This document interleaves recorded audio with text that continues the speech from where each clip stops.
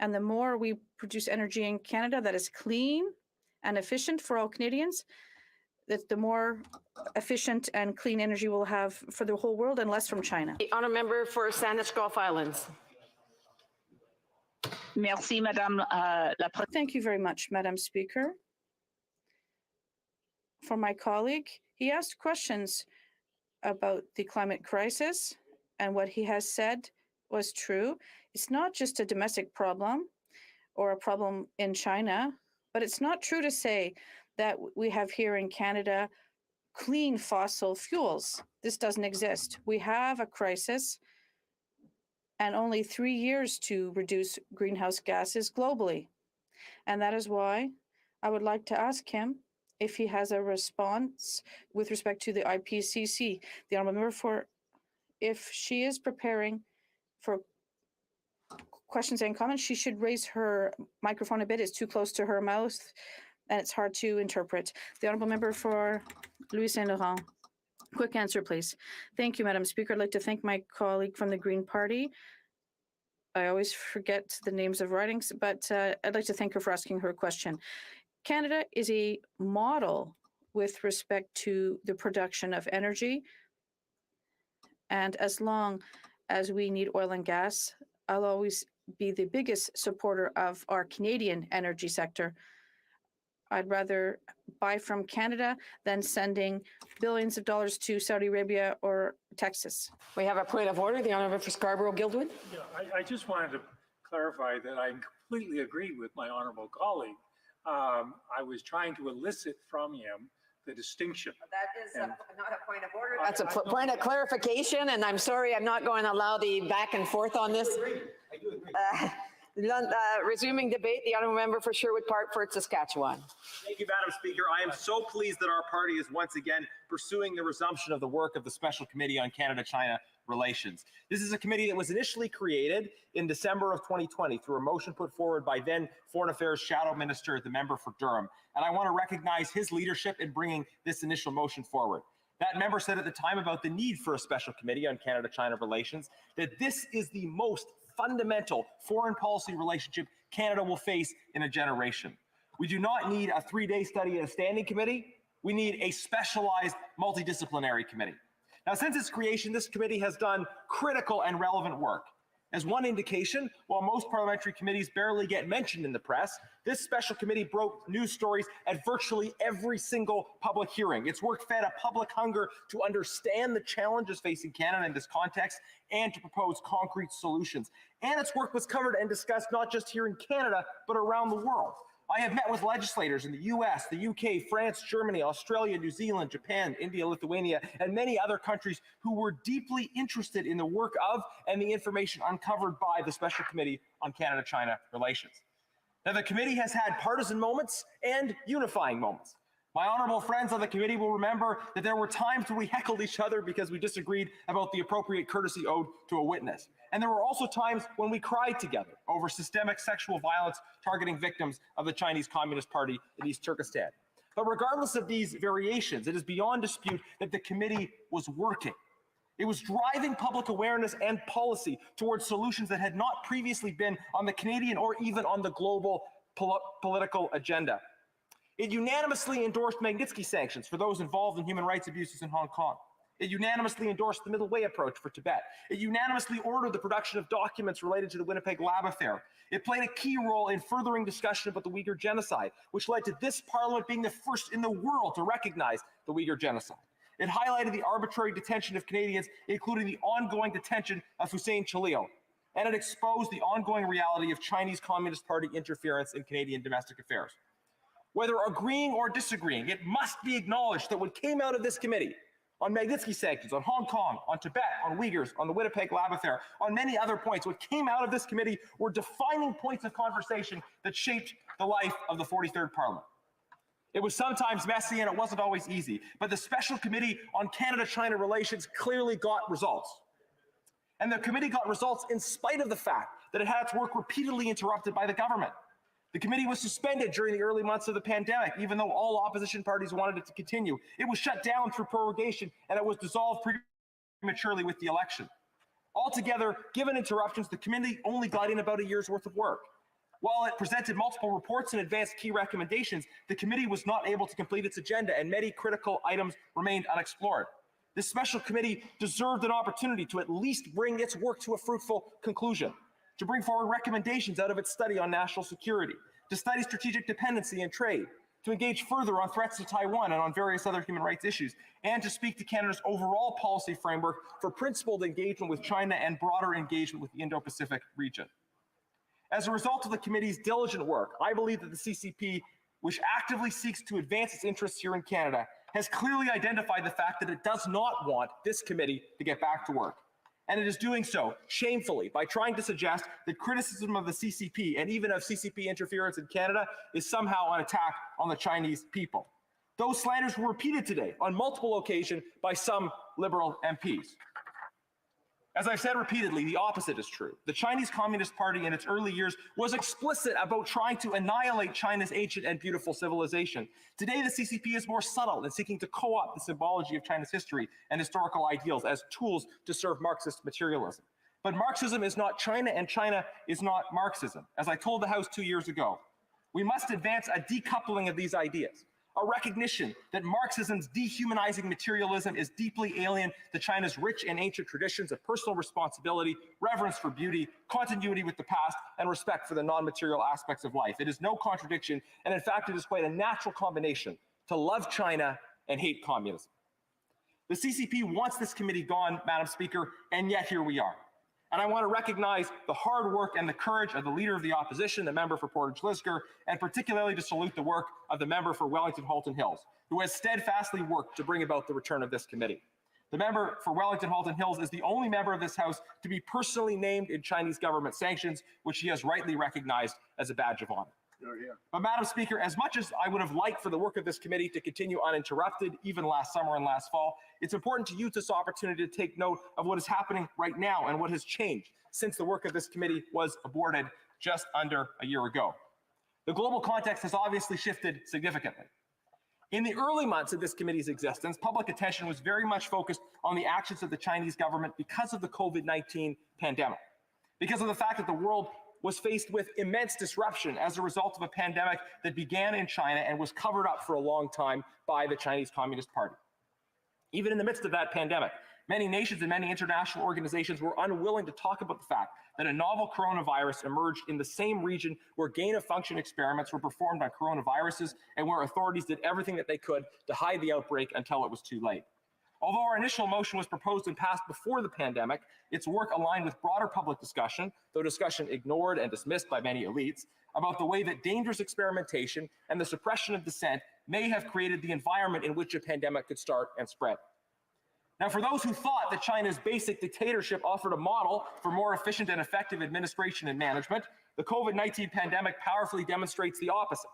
Although free societies didn't always handle the pandemic well, they had the tools to hear the truth and to grow and change in response to new information. In the absence of open deliberation about the pandemic, scientific opinion was suppressed in China, and leaders who pursued failing strategies that caused this global pandemic were not held accountable for their failures. Now, I think that the special committee should return to questions around the origin of the COVID-19 pandemic and the guardrails that we need in the context of scientific cooperation, as well as the pressing problem of CCP and other foreign state actor interference in Canada. But the context in which we are holding today's debate is also one in which the focus of our foreign policy has rightly shifted to Putin's invasion of Ukraine. So it's worth asking the question, in light of the invasion of Ukraine, can we still say that the Canada-China relationship is the most fundamental foreign policy relationship Canada will face in a generation? But Madam Speaker, I believe that it is.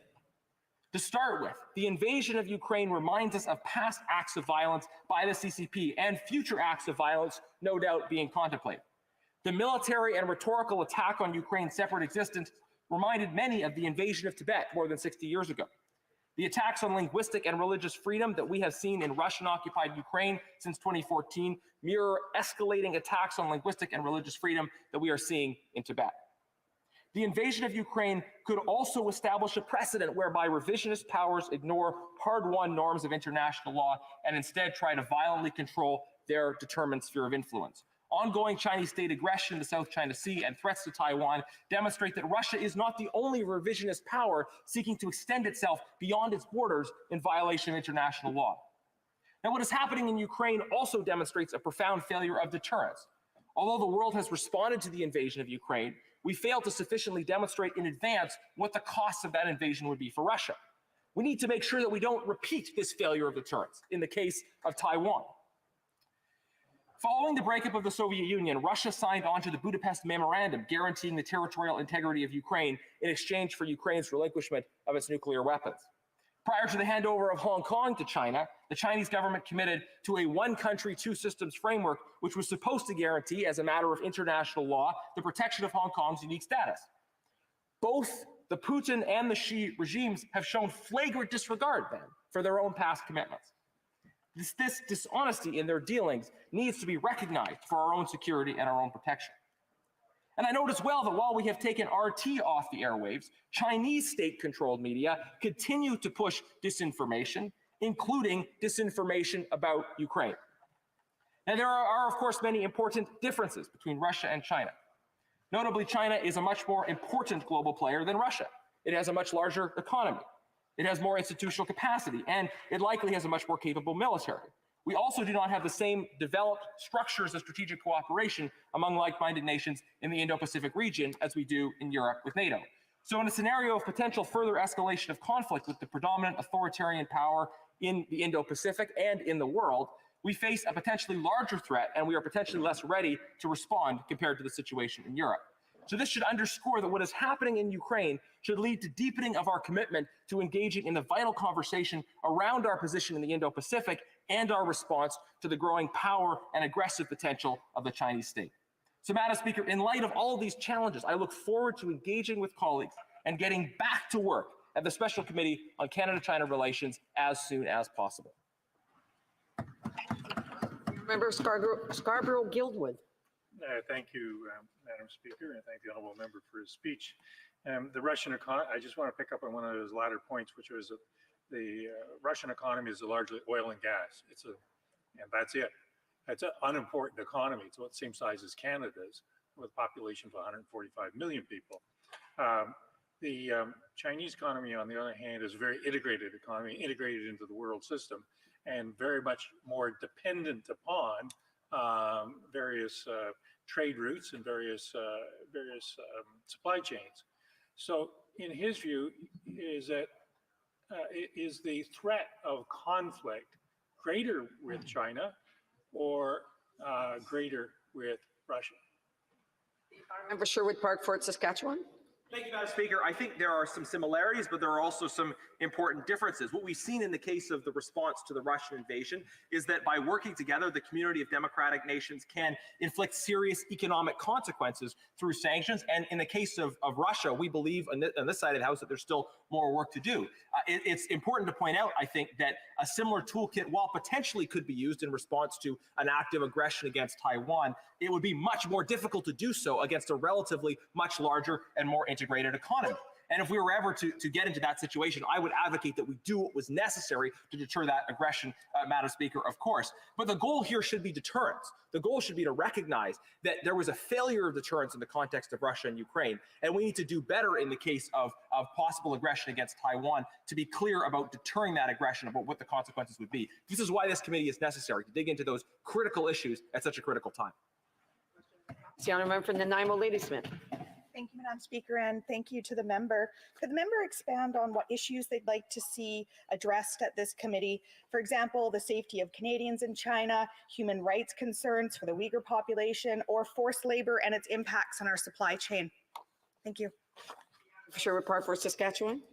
Thank you, Madam Speaker. I think it's an excellent question from the member, and I mentioned a number of items in my speech that I think we should address. But she mentioned at the end, and I think it's an important point to pick up on that I didn't address directly, is the issue of forced labor in our supply chain.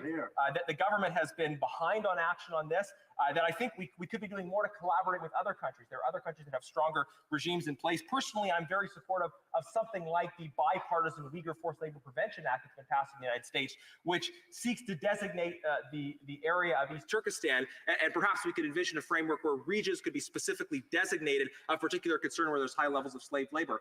There's various bills before this House right now that seek to deal with issues of slave labor, and I look forward. I see we're going to be debating S211 in this place very very soon. And these are important pieces of legislation for us to discuss and move forward on. But I think as well, we should consider frameworks that are a bit different from that framework, frameworks like the Uyghur Forced Labor Prevention Act, where we specifically identify regions with high levels of slave labor and place particular restrictions around trade involving those regions. Thank you. Question, the honourable member for Souris Moose Mountain. Thank you, Madam Speaker, and I thank my colleague from Sherwood Park, Saskatchewan, for his intervention today. And throughout the debate today, I've heard a lot of conversation about Huawei and Canadian security and issues along those lines. And one of the issues that we came across in government operations and estimates was on the issue of purchasing of scanners for our embassies. In particular, a company, Newtech, which is a Chinese company that has high-ranking connection with high-ranking officials in China. And I'm just wondering, we still need those scanners. And I'm wondering if the member feels that this might be something, and hear his conversation and his point on whether this might be something that the committee would also consider pursuing. The honourable member for Sherwood Park, Saskatchewan has a little bit less than a minute to respond. Thank you, Madam Speaker. Another excellent question from an excellent member. The issue of Newtech was an issue that was discussed at certain points in the committee. And I think more broadly, we see this trend where our party, but I think some members of parliament, other parties as well, are aware of these significant risks that come with doing business with Chinese state-owned and state-affiliated companies, the risks to our security and also the risks to human rights. But notwithstanding the fact that these issues are being discussed, there doesn't seem to be a sort of fulsome penetration of the recognition of this problem within all aspects of the bureaucracy, where there still are significant gaps in terms of procurement happening that raises major questions and concerns about national security and human rights. We have yet to hear a decision from the government on allowing 5G, allowing Huawei into our 5G network. And it's been years that we've been told the decision is coming, the decision is coming. So we need to have decisions on this, and we need to move forward in a way that reflects that recognition of the problem across all levels of government. Alors, conformément à l'article 38 du règlement, je dois faire. It is my duty, pursuant to Standing Order 38, to inform the House that the questions to be raised tonight at the time of adjournment are as follows. And the honourable member for